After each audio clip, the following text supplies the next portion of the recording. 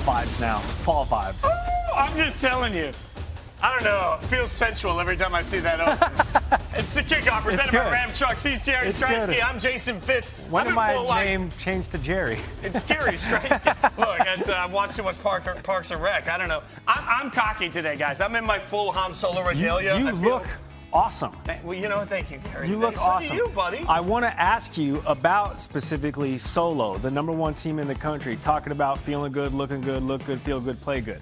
Pop quiz for you, just real quick. Has Georgia given up more points through 3 games so far this season than you are down pounds? Oh, that's a good question. I'm down 22.5. So have they? No, they haven't given up 22.5 points. In fact, they've given up 10, dude. That's unbelievable. For anybody that wasn't paying attention, the trash touchdown they gave up at the end of last week, all that did was hammer the over for those of you that were, I don't know, maybe wagering a little bit like me. So, you're beating Georgia. I'm beating you Georgia. are beating Georgia.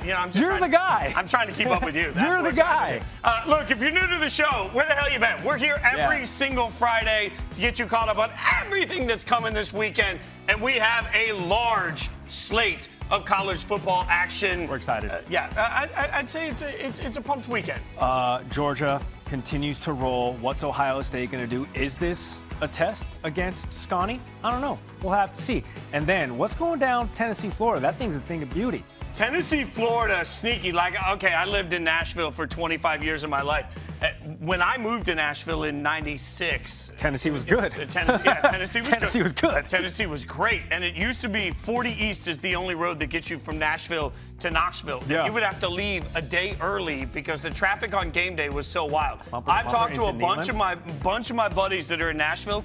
They're doing the same thing this weekend. That's awesome. Like this Florida, for anybody that doesn't pay a lot of attention to the SEC or these matchups, Florida, Tennessee matters as much to those schools as Michigan State does. So good. You know, it's a huge rivalry. It's going to be ridiculous. It's so good for Rocky Top to be relevant. The SEC East, again, looking awesome. Well, let's take a look now at some of the top games that you will see throughout the course of the weekend. Georgia, not really going to get a challenge. I do like this Texas Tech though game. That could be a little fun there. Mr. Bet, does Georgia cover? Yeah, me too. I mean, at this point every week. I think so too. I think that Arkansas-Texas A&M game too. Lot to prove for those two teams. Neutral site, Jerry's World. Is it at Jerry's World? Yeah. Okay. Yeah, that's gonna. Jerry going to be rooting for the alma mater? Woo Pig? Woo Pig. Okay. Yeah, you want to give us a good Woo Pig? That's all I got. Okay, that's all you got. You know what? All I got is the need for speed, and when we get speed on this show, that means we're bringing in Eddie Royal. Every day was shoulder day in the gym for me and my friends because Eddie Royal had those traps that it didn't even look like he was wearing shoulder pads. And we were like, is he wearing shoulder pads? He was, but he didn't have to. So I appreciate you being the shrug inspiration for me and the homies back in the day. Today was shoulder day in the gym, and you better believe I was shrugging. All I know is that Eddie Royal's shoulders and his traps are built for success. It's time for Built for Success, presented by Ram Trucks. We are joined again. He decided to come back, so, I mean, that means something went well. But, Eddie, it's key that you're not in the same room with us because you might want to hit me in the face when I ask you this. We're going to go over the entire ACC, but as somebody that knows the power of Virginia Tech, what in the hell happened last night? We didn't talk about this, man. We're not supposed to be talking about this, man. Forget about it. Bro, it was bad. Like, it was tough to watch. I'll tell you that. All the penalties, just all the, like, the deep shots, man. Like, just hit one of those and it's going to change the game. Like, I'm over here pulling my hair out. Like, it was bad, man. As a former alum and a fan, like, it wasn't a good night. It's one of those things, too, right, Eddie? For somebody who hasn't attended a game at Lane Stadium, all you hear is that objectively, across the board, that pregame intro, walking in, running in to enter Sandman, is something otherworldly. It's something bucket list, second to none. And then to, of course, lose to a fellow Virginia team the way you did, man, I had to imagine that you felt gutted right there. So what is sort of that contrast, right? It's like you're so hyped, but then all of a sudden you're seeing the final score be what it is. I mean, how do you digest that 24 hours later? It's like depleting, depressing. Like, I wish I had another D word to describe it. Like, man, you just like, because the entrance is so good, you just get so excited. And man, especially when that team is good, when Virginia Tech is good, the thing is even crazier. So, I mean, look, Coach Pride, I mean, we knew it was going to be tough on him this first year. We got to give him some time, man. Like, that place is going to get rocking again. We're going to get some better players in there, like some better recruits. I mean, I love the guys we got now.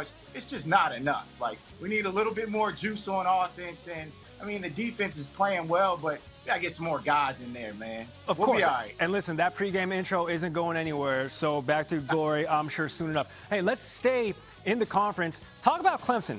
They're 3-0 right now, but I think tomorrow that could possibly change. Fitzy and I were talking before we started the show. Man, they're going up against a Wake Forest team that cannot wait to finally get a dub over these Tigers. So what do these next two games from Dabo and the fellas, what are those next two games going to tell you, no matter what the result is? It's going to tell you a lot, but really, I mean, against Wake, you could run the ball, man. Clemson ran the ball. Kobe Pace alone had 170 yards rushing last year against them, and they sacked Sam Hartman 7 times. So it wasn't much asked of DJ in that game, but really these next 2 weeks, man, it's going to show me a lot about DJ and where he's at, because that quarterback position is really what's preventing people from talking about Clemson from winning the national championship. So I feel like once DJ gets rolling and he's playing to his potential, I still love the kid. I think he's a top quarterback. He's just got to get his footing, and those receivers got to help him out a little bit more as well. So once he starts playing better, then Clemson's going to really start to take off. You just mentioned DJ. We're going to throw some numbers up on him, Eddie, but here's the real. Like, there's national championship expectations. Can DJ Uiagalelei, in your mind, win a national championship? Yes, I think that he can. It's just you can't put all the pressure on him, especially not this year, because to be honest with you, they don't have enough in that receiving core. Like they don't have the guys that are getting a ton of separation. So he's throwing a lot of 50-50 balls, and majority of the time the receivers aren't coming down with it. So the way that they're going to win is going to be running the ball and playing really good defense. So he can win a national championship. I just wouldn't put everything on his shoulders. Do you think it's methodical that Dabo continues, even though, you know, DJ's been the guy, he's his junior right now, he keeps giving run and reps to that freshman quarterback, Cade Klubnik? Yeah, but hey, injuries happen, right? And you want to have the next guy ready. And so I know that, shoot, I was one of the guys saying it could be a quarterback controversy. But now I believe it's DJ's team. I feel like it's moving more in that direction, especially since Klubnik came in and didn't really look great. Kind of made some freshman mistakes here and there. So you saw that portion of it to where you're like, okay, maybe he's not ready to be the guy. So you just got to get the next guy ready, because that team is too good to have the injury at the quarterback spot and them still not capitalize on that defense that they have.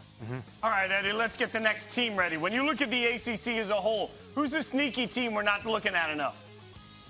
Oh, man, the sneaky team, people aren't really paying attention to anymore, especially when they lost to Tennessee, was Pitt, man. I think Pitt is one of those teams that's kind of flying under the radar. Like that defensive line that they got, they're one of the best in the country, but they aren't producing the sacks like they did last year. So once those sacks start coming around, once they get their quarterback back, things are going to turn around for them. And they're running the ball better now. Israel Banakanda ran for 133 yards last week. The week before ran for 150. So if you can run the ball and play good defense, that's a recipe for success.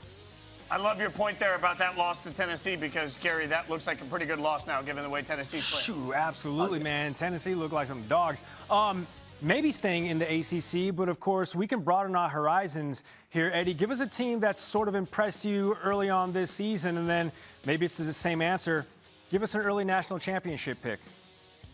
Oh, man, the team that's impressed me, I'm going to stay in ACC because that's who I've been paying attention to the most, is Syracuse, man. Like, they came out the gate and beat Louisville like a team that I expected to be really good. I went and saw them on the road show, and I'm like, okay, this Louisville team's going to be legit. They got Malik at quarterback. That defense is hungry. And Syracuse came out and waxed them. I mean, week one, I believe the score was like 31-7. It wasn't even close. So Syracuse has got it rolling. Robert Anae and Jason Beck, man, they got that offense going good. And Garrett Schrader's playing, but he's playing like one of the top quarterbacks in the country. So that team is one that I didn't expect much from, and they surprised me a ton. And then your next question was the national champion, man. Bro, it's Alabama. I'm like, hard for me. You got to look at it, man. Right. On paper, look, they got the best offensive player in college football. They got the best defensive player in college football. And then they got the best head coach in college football. So it's hard to go against them. I mean, I see what Georgia's doing. I know that defense is top-notch, and I love Georgia. But if I'm betting right now, man, it's hard to go against this Alabama team.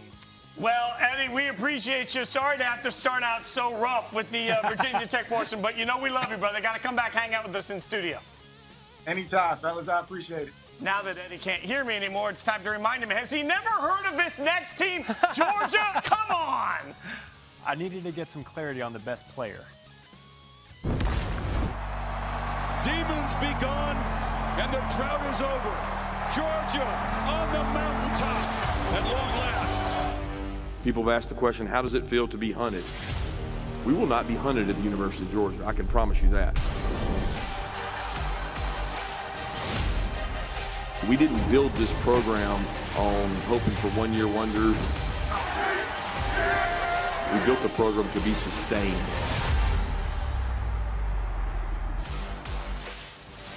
All right, Gary, you're watching the Kickoff, presented by Ram Trucks. Gary Striewski, Jason Fitz. I know sometimes, being on radio all the time, I got big hot takes. I never thought that supporting a repeat championship performance from the #1 team in the country would be a hot take. But every single week, it feels like we just ain't respecting the Dogs. It's nuts. I don't get it. The I don't fact get that it. they're better than they were last year. A historic defense. And this season's, thus far, through 3, is better. Substantially better. That's crazy. Yeah, I mean, it's Empire Strikes Back versus Star Wars. I'm going back to the Han Solo. That means I get to have a little bit of fun with the touchscreen. Look, Yes. We're going to get all fancy. We're going to bring up the touchscreen here. And what we're going to do is we're going to rank Georgia Bulldogs, current Georgia Bulldogs, and we're going to rank them in very important categories like top dog, big dog, guard dog, Snoop Dogg, and Puppy Dog. All right, so we've got a whole bunch of prominent Georgia players here. Yes. Let's start with top dog. Gary, who you got? You might automatically think Stetson Bennett, quarterback. Yeah, no, I'm saving something special for him. Top dog right now, Brock Bowers. This dude right now, and we just sort of had this epiphany, he's not even drafted.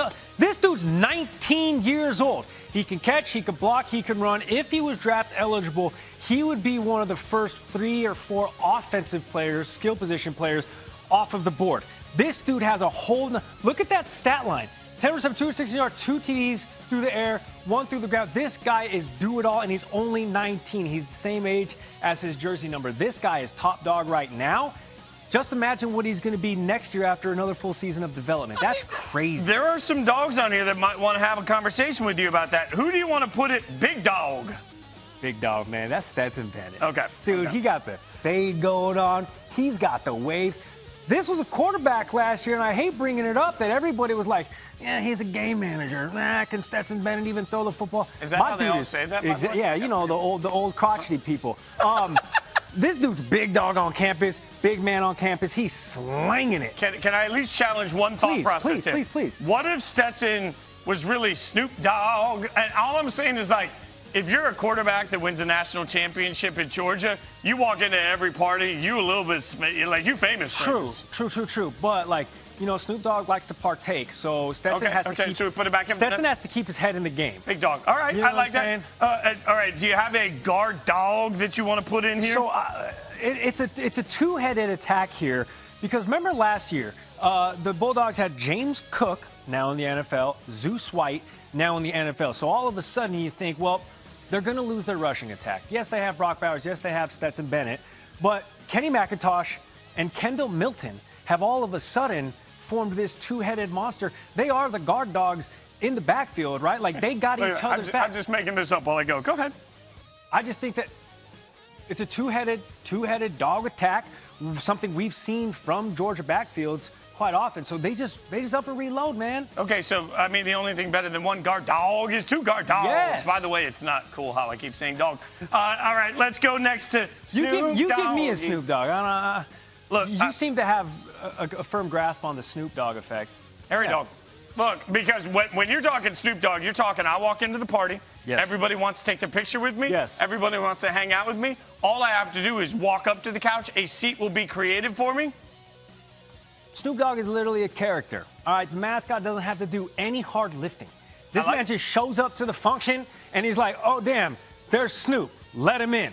This dude don't got to do anything.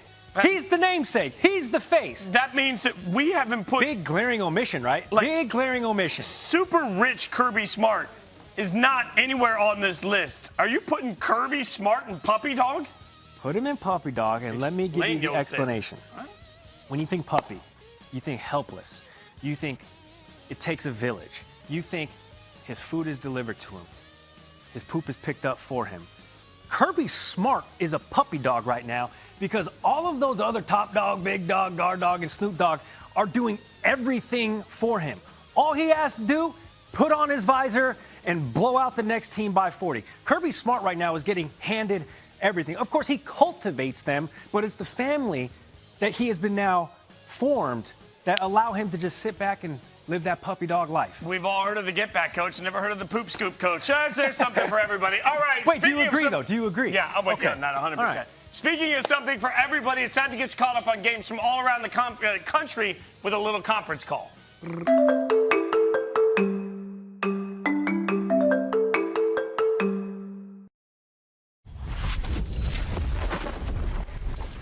The Georgia Bulldogs are hosting Kent State this weekend for a matchup that honestly, most fans would probably just write off as an easy win for Georgia. However, that's not how this team feels coming into this game.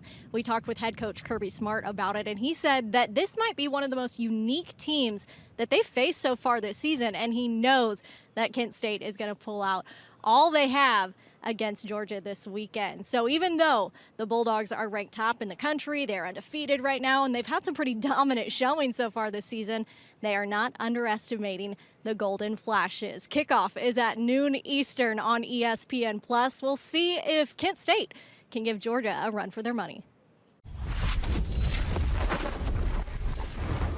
I'm here in Winston-Salem at the new Sutton Sports Performance Center, and there is construction all around me, which is a good sign for the reigning Atlantic Division champs. But the one hump that Wake Forest has not been able to get over is beating the Clemson Tigers. They've lost 13 straight to Clemson, and players that I've talked to are well aware of this losing streak. They've talked about it a lot in the locker room this week, and head coach Dave Clawson said this is his most experienced group and one of his most talented groups, so he thinks this is their best chance to break this losing streak. And their fifth-year linebacker Ryan Smenda said if there's 1 year to break the streak, it's this year. So this Wake Forest team is very confident going up against the number 5 team in the country. It's going to be a near sellout and a blackout crowd at noon Eastern on ABC.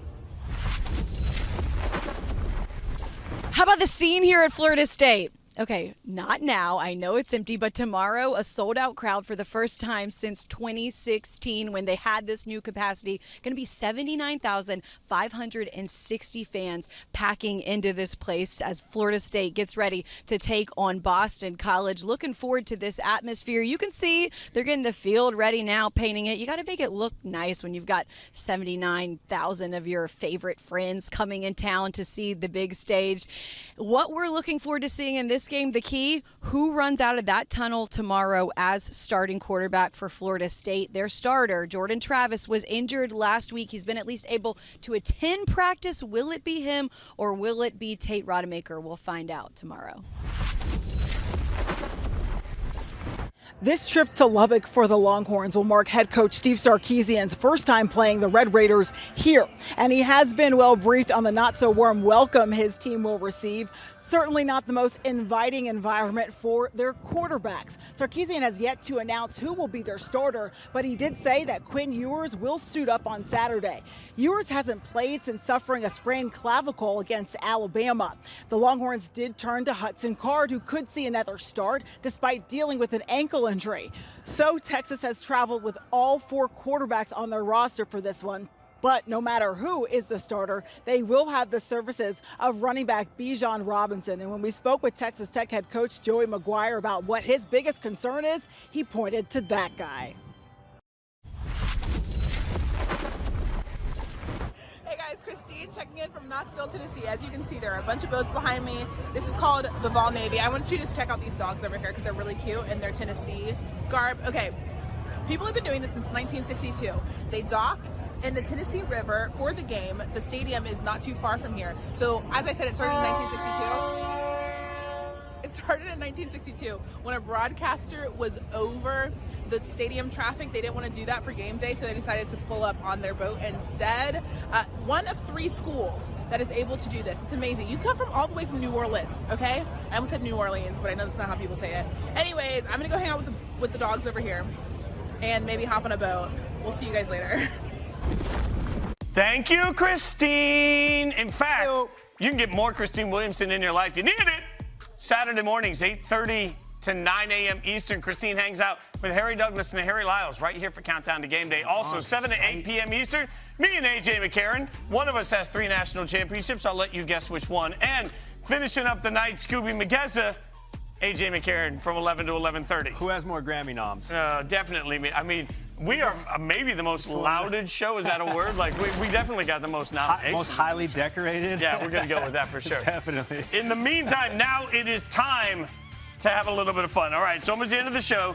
We're going to play Wheel of Proportion. Okay. All right, so you see all of these fancy logos. So here's what's going to happen. Folks. We're going to spin the wheel, see what color it lands on. Okay. Then we'll pull this corresponding card in front of us. And Gary, that card will have a take that has to be defended. Are you ready for this? Does it have to be defended? Has to be defended. Okay. All right. Okay. Ready? You can spin first. Shout out to Zach and Joey G for putting the wheel together. Oh, okay. All right, so we got blue. This one's blue, right? Right, that's I'm blue. colorblind. Here we go. Here? All right. Kentucky's Will Levis will be remembered for more than eating banana peels and putting mayo in his coffee after this season. That's the easiest. That's not even defending it. That's common sense. Will Levis is going to be one of the top 3 quarterbacks taken in this upcoming draft. He's going to be a day 1 guy. And dare I say, it's Will Levis, the pride of Connecticut, who has the Kentucky Wildcats in the SEC East, the best division in the SEC, Alabama in the West. But you got Georgia, Kentucky, and Tennessee all defeated in the SEC East. Will Levis is a monster. Yeah, Florida wants to have a conversation with you, too. I'm with you on that. I'm spinning. Where it stops, nobody knows I got blue also. What are we doing? Like, hey-o. I'm blue. Remember those guys? Florida's comeback trail starts tomorrow with a big win against Tennessee. Come on, That's stupid. That's not happening. But wait, Look, you have to defend it. I got to defend this? Okay. You have to defend it. Here's what happens. In the third quarter, when Rocky Top has been playing for the 800th time in this game and Tennessee's got like a 40-point lead, that is when all of a sudden the stadium implodes, right? And it sinks into the ground. And as it sinks into the ground, the only thing left standing is a gator that's simply chomping on Smokey the dog. Alligators over so dogs. Have to cancel the game. It's kind of one of those things. Is this this bonus is pink. selection? This is pink. We don't know what's under the pink. Bonus we don't know. Selection. I'm so excited. Yes, sir. I'm good. I'm just stretching. Get down and do 10 push-ups. This game sucks. I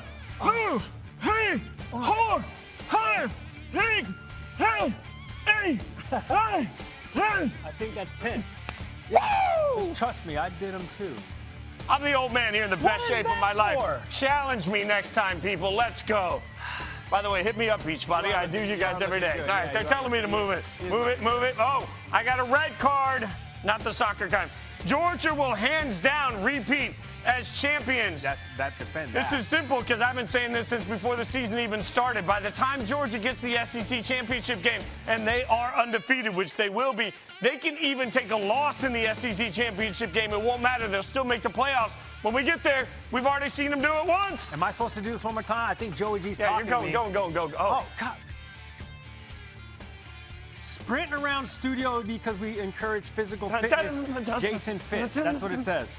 It does not say that. Fitz. It does not say that. It does not say that. It says everybody. Run, Gary. Run. I already did my miles today. You know, I'm on a very strict calorie deficit right now, so I can't burn any extras. Getting that fitness. Yeah. You know, he's trying to fit that pizza in his mouth. All right. Got another one here. I don't know if I'm supposed to do another one. Bryce Young will not win back-to-back Heisman trophies. Of course not, because when Georgia wins the national championship and is undefeated, Stetson Bennett is going to make it. And as a result, my very aggressive wager with Stetson getting some good numbers on that pays off. Ooh. He's 20-1 right now, but they get shorter and shorter every single week, right? Some of us got him right before week 1 started. That's amazing. Enjoy your newfound wealth. Drinks are on me. One more? Yeah. Okay. Oh, my boy Dabo. Was Dabo. We got purple going for Dabo. Clemson should give up on DJ Uiagalelei and transition to freshman quarterback Cade Klubnik. This is a yes or no answer, and I say no.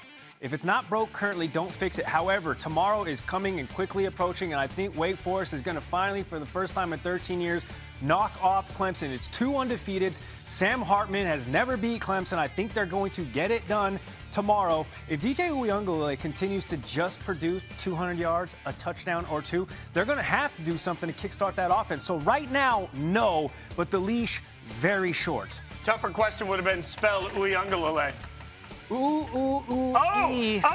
Another pink one. And this one says, getting a lot of... Say something really nice about Gary that you really don't mean. That's great. You know what, Gary? No, you just have to say something really nice, just regardless. Yeah, your hair is not as gray as...